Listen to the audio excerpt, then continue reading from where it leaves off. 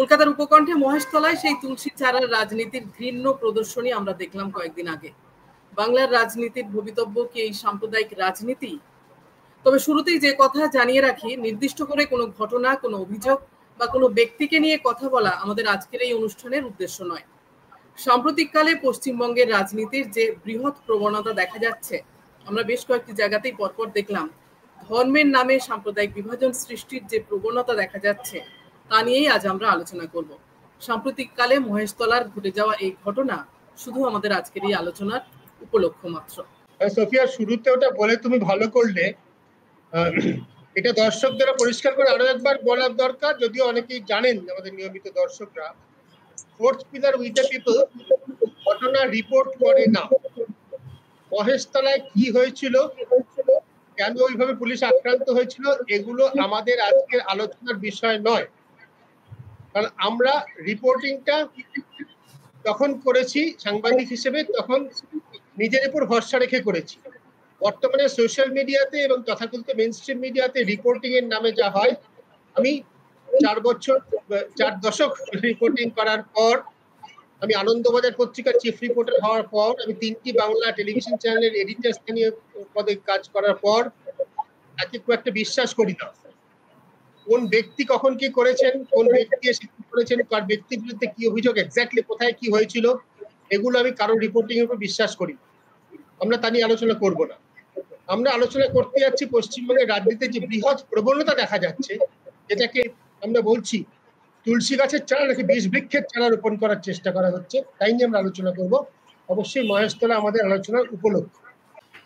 দেখুন, যা ঘটনা ঘটেছে অত্যন্ত বেদনার, দুঃখজনক, এবং পশ্চিমবঙ্গ যে একটা ডরম্যান্ট ভলক্যানোর ওপর দাঁড়িয়ে আছে সেটা আমি অনেকদিন কিছু জায়গায় বলেছিলাম।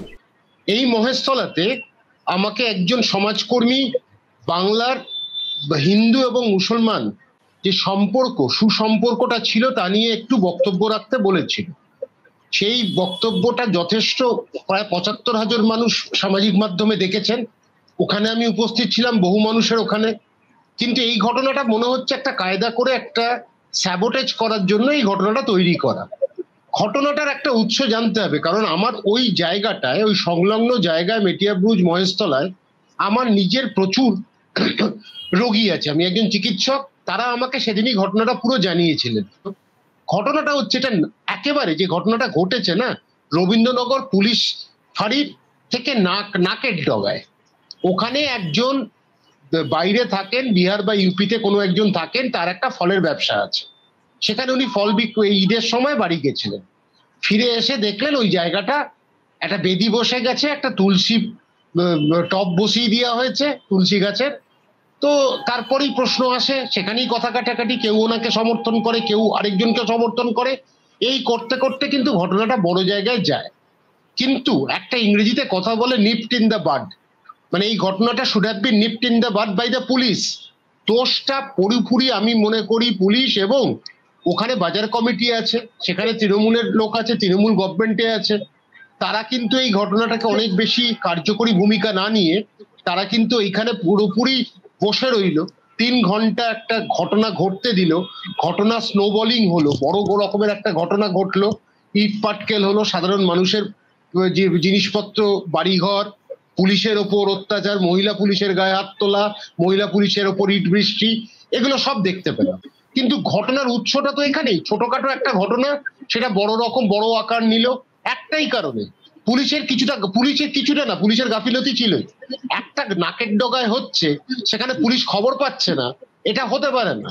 তো যেখানে পুলিশের কাছে সব খবর থাকে, সেখানে পুলিশের কাছে এই খবরটা নেই, ওখানে একটা বেদি বসে গেল। জানা কথাই সে এসে যখন ফিরবে তখন এসে ঝামেলা শুরু হবে, সেই ঝামেলাটা কিন্তু করতে দেওয়া হলো।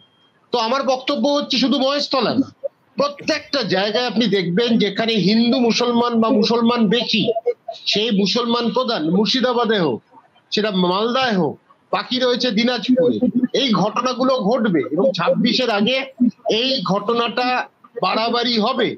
সরকার পক্ষ যদি এখন থেকে দায়িত্ব না নেয়, সরকার পক্ষ যদি এখন থেকে চোখ নাক কান খোলা না রাখে, তাহলে কিন্তু 2026-এর আগে, নির্বাচনের আগে এরকম বহু ঘটনা, বহু বেদনার ঘটনা, বহু মানে যে ঘটনার মানে রক্তপাত হবে, সেই রকম ঘটনা কিন্তু আমরা দেখতে চলেছি।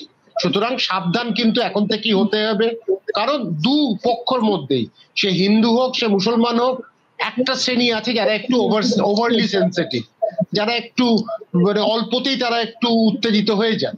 সেই তাদেরকেই কাজে লাগানো হবে, তাদেরকেই ব্যবহার করা হবে। এবং কারণ বিজেপির প্র্যাকটিক্যালি কোনো এজেন্ডা নেই, ওই এজেন্ডা কিছু নেই যে কি করব, রোড ম্যাপ কি সেটা নেই। একটাই রোড ম্যাপ হচ্ছে বাংলার সংস্কৃতিকে ধ্বংস করো, বাংলার মানুষকে বিভাজন করো ধর্মের নামে, সেটাই চলতে থাকবে। কিন্তু মেটিয়া ব্রুজের ঘটনা কিন্তু আমি পুলিশকে বিজেপিকে থেকেও বেশি দায়ী করব, পুলিশকে এবং শাসক দলের যারা ওখানে সমর্থক আছেন বাজার কমিটিতে তারা কেন এই ঘটনাটাকে বড় আকার নিতে দিল।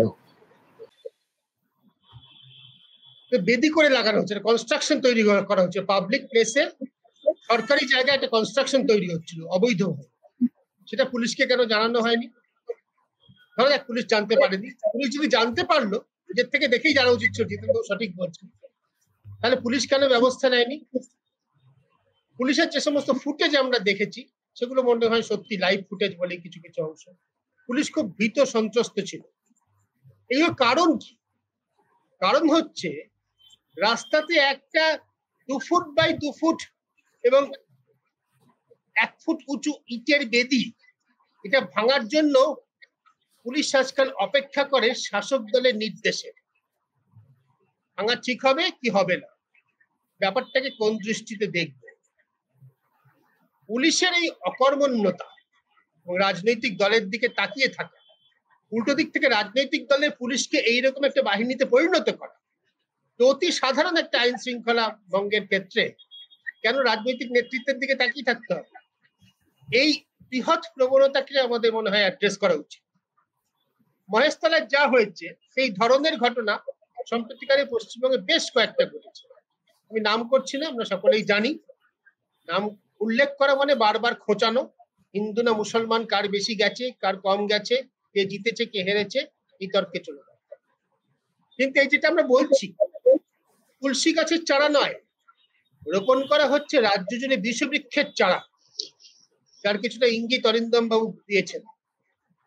বিষবৃক্ষের চারা রোপণ করা হচ্ছে, তার বিরুদ্ধে মানুষের কথা বলার সময় এসেছে।